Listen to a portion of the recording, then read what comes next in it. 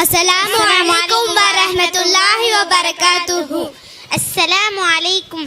இன்னைக்கு நம்ம எல்லாரும் ஒரு விஷயத்தை பற்றி பேசலாம்னு நினைக்கிறேன். அது என்னன்னா, குர்ஆன் மனப்பாடம் செய்கிறது ஒரு சிறப்பு.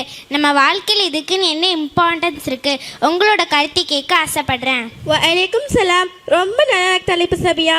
நான் முதலில் சொல்ல நினைக்கிறேன், குர்ஆன் மனப்பாடம் என்பது வெறும் வசங்களில் நிலைவைப்பது மட்டுமல்ல, நம் உள்ளத்தை சுத்தப்படுத்த ஒரு பயணம். நபிகள் ஸல்லல்லாஹு அலைஹி வஸல்லம் சொன்னார்கள், ஹைருக்கும் மா தஅல்லமல் குர்ஆன வ அல்லம.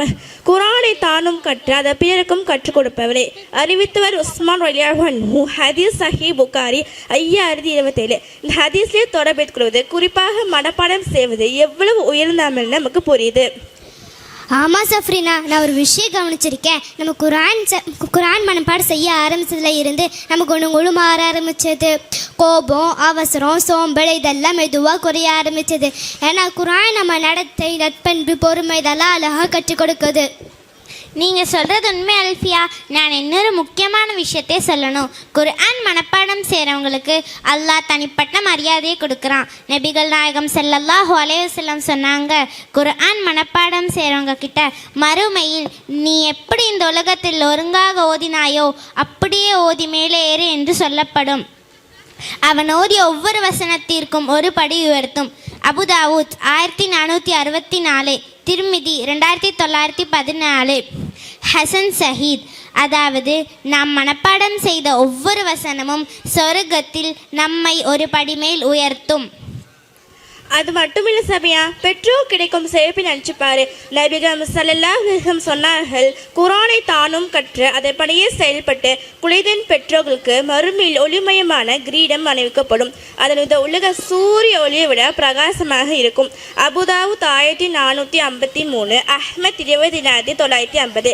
இதை கேட்கும்போது கூட பெற்றோர்கள் கூட குர்ஆன் மனப்பாடம் செய்யணும் போல மனம் தூண்டப்படுகிறது. மாஷா அல்லாஹ். இன்னொரு அழகான விஷயம் என்னன்னா, குர்ஆன் மனப்பாடம் செய்பவர்களுக்கு துன்ப நேரத்தில் அல்லாஹ் ஆறுதல் கொடுப்பான். கவலை, பயம், மன அழுத்தம் இதெல்லாம் வரும்போது ஒரு வசன ஞாபகத்திற்கு வந்தாலே போதும், மன அமைதியாகிடுது. அது இந்த உலகத்தில் எந்த மருந்துக்கும் கிடைக்காத சாந்தி. அல்லாஹ் குர்ஆன்ல கூறுகிறான், அலா பிதிக்ருல்லாஹி தத்மஇன்னுல் குலூப். அல்லாஹ்வை நினைவு கூறினால் தான் இதயங்கள் அமைதி அடைகின்றன. அத்தியாயம் 13, வசனம் 28. குர்ஆன் மனப்பாடம் என்பது இந்த உலகத்திற்கும் மறுமைக்கும் ஒரே நேரத்தில் பயன் தரக்கூடிய ஒரு மிக உயர்ந்த அமல். ஆமாம், அது ஈஸியில் கஷ்டம் இருக்குது. அந்த கஷ்டத்துக்கு பின்னால் இருக்கிற பலன் ரொம்ப இனிமையானது. அந்த இஹ்லாஸ் தொடர்ச்சியாக அல்லாஹ் நம்பி முயற்சி செய்தால் அல்லாஹ் கண்டிப்பாக வழி தீர்ப்பான். அதனால் நம்ம எல்லாரும் ஒரு தீர்மானம் எடுத்துக்கொள்ளணும். எவ்வளவு குறைவாக இருந்தாலும் தினமும் குர்ஆனோடு நம்ம உறவை தொடரணும்.